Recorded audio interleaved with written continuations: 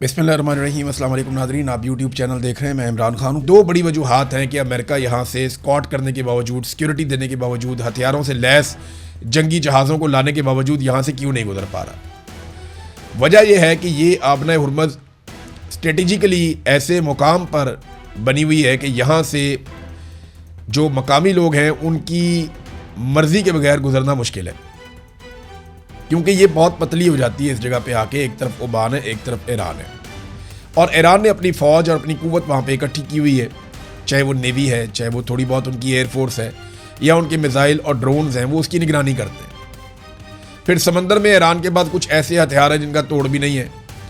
फिर उसने बारूदी सुरंगें भी बिछा दी हैं पानी के अंदर, उसका सिर्फ ईरान को पता है कि वो कहाँ पर हैं या नहीं। तो ये जो आबना हुर्मुज़ जो पहले ही बहुत बारीक है, उसको और बारीक कर दिया वहाँ पर जगह जगह पर ईरान ने बारूदी सुरंगें पानी के अंदर बिछाने के बाद। तो अब एक बिल्कुल पतली सी एक राहदारी है जहां से गुजरना होता है बहरी जहाज़ों ने, जो ईरान ने रास्ता दिया हुआ है। अब वहां आप बड़े आराम से फायरिंग कर सकते हैं, शेलिंग कर सकते हैं, इवन मार्टर फायर कर सकते हैं। तो अमेरिका के लिए बहुत मुश्किल है कि ऐसे टैंकर्स को वहां से लेकर चले जाएं जिनके अंदर तेल भरा हुआ है, क्योंकि वो तो पहले ही खतरे में होते हैं और ईरान वहाँ पे हथियार लेकर बैठा हुआ है। तो नंबर एक, जो स्ट्रेटेजिकली जिस जगह पे ये आबना हुर्मुज़ है, ये ईरान के लिए एक ऐसा पॉइंट है जहाँ पे उसकी बालादस्ती है, और अमेरिका के लिए एक ऐसा पॉइंट है जहाँ पे वो वीक है। दूसरा, अमेरिका जो और अमेरिकन फ़ौजी जो है वो हज़ारों मील दूर से आए हुए हैं, जबकि ईरानी फ़ौजी यहीं पर रहने वाले हैं, मकामी हैं।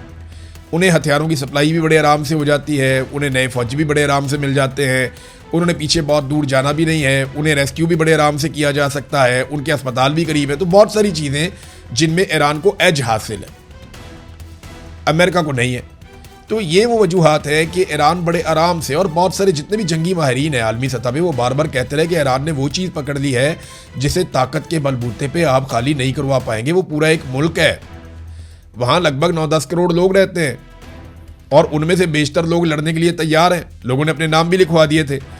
तो ये एक बड़ा पंगा है अमेरिका के लिए। अब अमेरिका के पास एक और रास्ता ये है कि ओमान बहुत ज़्यादा कोऑपरेशन करे, क्योंकि देखिए आबना हुर्मुज़ के इस तरफ अगर नीचे वाली साइड पे ईरान है, तो ऊपर वाली साइड पे उसके ओमान भी है। ओमान को डोनाल्ड ट्रंप ने धमकी लगा दी, अल्फाज बड़े नामुनासिब हैं, तो अरब ममालिक को वैसे इसका नोटिस लेना चाहिए। काबीना का इजलास हो रहा था, वहाँ पे डोनाल्ड ट्रंप ने जो अल्फाज इस्तेमाल किए वो ये है कि अगर आबना हुर्मुज़ के मामले पर वो सही रवैया नहीं अपनाते तो उसे हम तबाह कर देंगे। ओमान को, ओमान के बारे में उन्होंने कहा। हालांकि ओमान अमेरिका का इत्तहादी है, लेकिन ओमान ने अक्लमंदी ये की कि उसने बगैर मंतक के लड़ी जाने वाली इस लड़ाई का हिस्सा बनना ज़रूरी नहीं समझा। उसको लगा ये गैर ज़रूरी लड़ाई है, वो इसका हिस्सा नहीं बना, और उसने अमेरिका को वो फैसिलिटीज़ नहीं दी जो कुछ और ममालिक ने दे दी। उन्होंने उसके नताइज भी भुगते। तो ओमान क्योंकि बहुत करीब है ईरान के, उसे बहुत नुकसान हो सकता था, तो उसने अपने आप को बचाया इस सारी गैर ज़रूरी लड़ाई से। अब अमेरिका को गुस्सा आ रहा है कि ये हमारे लिए क्यों नहीं लड़ता, या ये हमारे लिए कुर्बानी क्यों नहीं दे रहा, या ये हमें सपोर्ट क्यों नहीं कर रहा। ओमान जो है वो सुलह के अंदर किरदार अदा करने को तैयार है, लड़ाई के अंदर किरदार अदा करने को तैयार नहीं है। अमेरिका ये चाहता है कि ओमान अब फैसिलिटेट करे, और वो ये कहे अमेरिका को कि जनाब ये वाली आबना हुर्मुज़ का हिस्सा मेरा है, आप आएँ और आकर इसको खुलवाएं, और वहाँ पे अमेरिकी फ़ौजें इकट्ठी करें। तो आमने सामने फिर ईरान और अमेरिका के फ़ौजी आ जाते हैं। लेकिन ओमान इस लड़ाई से लगातार गुरेज करता चला आ रहा है, वो इससे बचना चाहता है, जबकि अमेरिका ये समझता है कि ओमान को हमारा साथ देना चाहिए। अरब ममालिक के लिए यहाँ पे एक चीज़ सीखने के लिए है कि जब भी आप कभी अमेरिकी मफाद के सामने आ जाएंगे ना, तो अमेरिकन बहुत गुस्से में आ जाएंगे। डोनाल्ड ट्रंप ने जैसे धमकी लगाई, कल को ये धमकी वो सऊदी अरब को लगा सकता है, ये धमकी वो किसी और मुल्क को लगा सकता है। जैसे कि अभी बहुत ज़्यादा दबाव बढ़ता चला जा रहा है सऊदी अरब के ऊपर कि वो अब्राहम अकॉर्ड में शमूलियत इख्तियार करे। देखिए यूएई और बहरीन के बाद अब ट्रंप की नज़रें पूरी तरह सऊदी अरब और कतर के ऊपर है। कतर ऑफिशियली तो तस्लीम नहीं करता इसराइल को, लेकिन उसमें लचक बहुत ज़्यादा है। कतर के लिए उतना मसला नहीं होगा। सऊदी अरब ये चाहता है कि वो अगर इसराइल को कभी तस्लीम करे तो वो आखिरी मुल्क हो जो इसराइल को तस्लीम करे, मगर उन पर दबाव है, और दबाव बहुत ज़्यादा उन पर कि वो इसराइल को तस्लीम कर दें। वो आखिरी मुल्क बनना चाहते हैं। अब देखिए अगर वो पहले तस्लीम कर देंगे तो उनकी जो कायदाना हैसियत है उसे नुकसान पहुंच जाएगा। अब वो जानते हैं कि उनके पास दो रास्ते हैं, या तो वो अमेरिका की बात माने, अमेरिका को खुश रखें, अमेरिका की सारी बातें मानने के बाद एंड में अमेरिका ने फिर आपको ये कहना है कि आप अब्राहम अकॉर्ड के ऊपर दस्तखत करें और इसराइल को तस्लीम करें।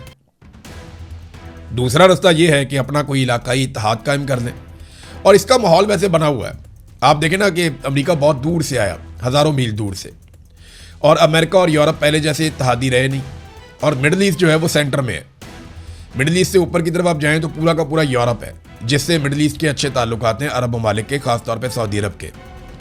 इसके एक तरफ तुर्की है, तुर्की से नीचे आ जाए ईरान है, ईरान के साथ पाकिस्तान है, आगे चाइना है, इंडिया के साथ भी इनके अरब ममालिक के अच्छे ताल्लुकात हैं, ईरान से ऊपर रशिया है। तो ये रीजन के अंदर इतने ताकतवर ममालिक, अगर यहाँ पे एक इत्तेहाद बन जाता है तो मिडल ईस्ट अपने आप को बहुत महफूज महसूस करेगा।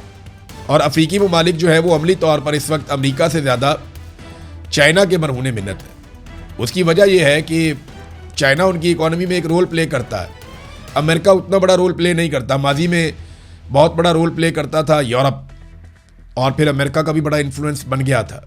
लेकिन इस वक्त जो सबसे बड़ा रोल प्ले कर रहा है अफ्रीकी ममालिक की इकॉनमी के अंदर, जो सबसे ज़्यादा इन्फ्लुएंस है जिसका, वो चाइना का है। चाइना ने सबको पैसा दिया हुआ है और वो अमेरिका से ज़्यादा मुतहर्रिक है। अब सऊदी अरब के बाद दो रास्ते हैं, या तो वो एक मुकामी इत्तेहाद कायम करें, या वो अमेरिका को खुश करते करते करते करते उस लेवल तक पहुंच जाएं जहां पे उन्हें अमेरिका की हर बात माननी पड़ेगी। नाज़रीन, इसराइल ऐसा लगता है कि वो जंगबंदी से ज़्यादा खुश नहीं है। वो लड़ाई को लगातार भड़काने की कोशिश कर रहे हैं। लबनान पर उन्होंने खौफनाक हमले किए हैं। रोज़ाना की बुनियाद पर दर्जनों शहरी लबनान में शहीद हो रहे हैं, और बड़ी खौफनाक बमबारी इसराइल इस वक्त भी लबनान के ऊपर कर रहा है। और इस बमबारी के नतीजे में ईरान के अंदर भी फ्रस्ट्रेशन बढ़ती चली जा रही है। दूसरी जानिब एक और खबर आई है, उनको आप इसके साथ जोड़ेंगे ना तो अमेरिका पे आपको महसूस होगा दबाव बढ़ रहा है। दबाव ईरान पे भी बढ़ रहा है।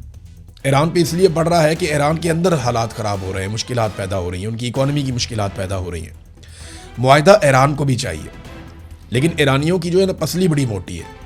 ईरानी इतने आराम से मुआहदा, यानी इस तरह का मुआहदा नहीं करेंगे जिसको सरेंडर कहा जा सके। हाँ, ईरान कुछ ना कुछ फेस सेविंग ज़रूर डोनाल्ड ट्रंप को दे देंगे, लेकिन वो अपने लिए कुछ ऐसा हासिल ज़रूर करेंगे जिससे उनकी कौम का फ़ायदा हो जाए, या ये तासुर ना बने कि वो जंग हार गए हैं। वो तारीख़ में भी जंग नहीं हारना चाहते, क्योंकि तारीख़ ईरान की बड़ी शानदार रही है माजी में भी। अब एक और मुसीबत ये बन गई है कि रूस ने जब हमले तेज़ कर दिए कीव के ऊपर, यानी यूक्रेन पे रशिया ने बहुत खौफनाक अटैक शुरू कर दिए, और ये अटैक शुरू होते हैं जब प्यूटन दौरा करते हैं चीन का, प्यूटन वापस जाते हैं, और उसके बाद मैं ये नहीं कह रहा कि चाइना ने कहा, लेकिन उसके फ़ौरन बाद आप देखें यूक्रेन के ऊपर रशिया के हमले बहुत तेज़ हो गए।